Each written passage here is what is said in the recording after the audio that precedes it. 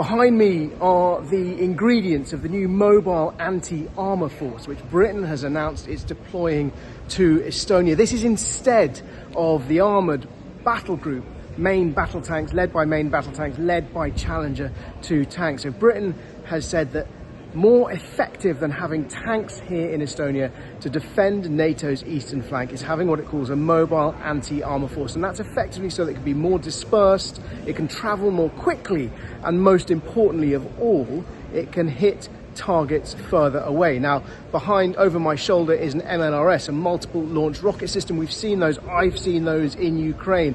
They fire GPS guided rockets with a declared range of up to 80 kilometers. Behind in the corner is an Archer artillery gun, a 155mm Archer artillery gun. That can fire between 30, that's over my shoulder, the Archer can fire between 30 and 50 kilometers. It's a wheeled vehicle. It replaced the AS-90s, which Britain gave to Ukraine. It's wheeled, that means it can't go as many places as the AS-90 could before it, but it's much faster. It takes troops, once they get to a firing position, it takes them just 30 seconds to fire and 30 seconds to pack down. They can get 3 rounds in the air and be gone before those rounds reach their target. So the MLRS 80 kilometers, the Archer up to 50 kilometers, and then here we have the HVM Stormer. Now that's a very old platform. That's based on a CVRT, a combat reconnaissance vehicle, tracked. They were the Scimitars and the Spartans, and on the top it has a rocket launcher for up to 8 missiles. It can fire the LMM and the HVM, the high velocity missile. The LMM fires a fragmentation grenade. That's good for sort of trying to defeat swarms of drones or small targets. The HVM fires 3 tungsten darts designed to take down bigger targets. Heat-seeking, it has a heat-seeking tracker that can lock the missiles onto those targets. Some of those are the same missiles that can be shoulder launched. It has a much shorter range. It's known as SHORAD, short range air defense, just 7.5 kilometers.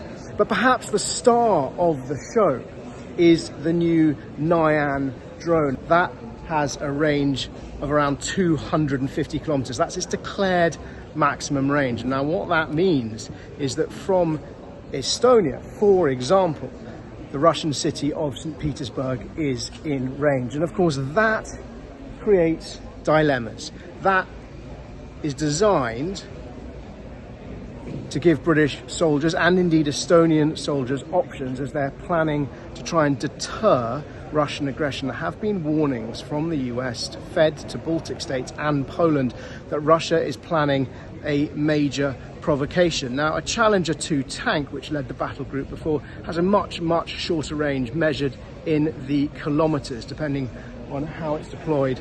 And of course, those tanks are themselves targets. We've seen tanks have faced ferocious bombardments. They can be hit by drones themselves. They're vulnerable to drones in Ukraine. This is designed to hit targets such as oil and gas infrastructure. It's also designed to hit command and control posts and ammunition dumps, designed to hit static targets. The soldiers say it's pretty easy to use. Plug and play was the phrase one of them used to describe how they can effectively set it up. It takes about 30 minutes to set up, input the coordinates, launch, and start to pack down again. That is the weapon that is going to be the centerpiece of the new mobile anti-armour force. That's the name the UK has given to the way it's deploying its forces out here.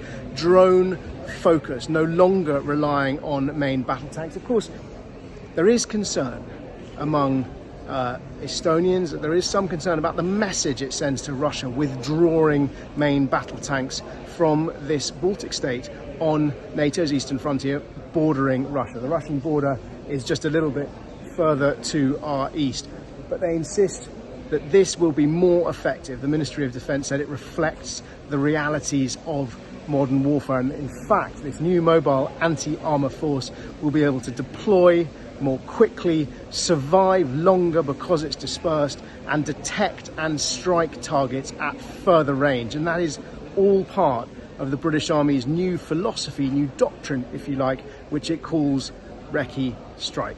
And with me here today is the British Defence Secretary, Dan Jarvis, who's visiting troops at this Tapa base in Estonia, where Challenger 2 tanks have been based for almost 10 years. But he's here meeting the troops who operate the weapons that will form part of this new mobile anti-armor force. And he's here because he signed a new agreement with Estonia to cement that change of military deployment, a change away from armor, away from tanks, towards this new focus on drones.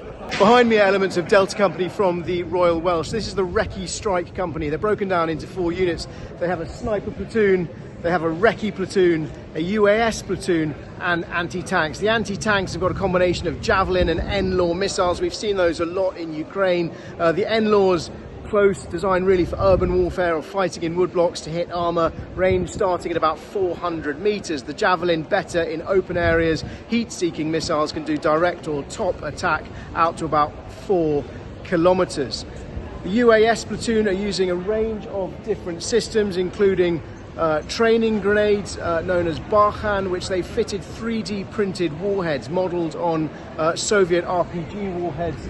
They're also borrowing a one-way attack drone, which has been lent to them by a German company. The Recky platoon are using the Skydio system. That's the one on the floor down there. That's a surveillance drone which had a flight time of about, did you say 20 minutes for Skydio?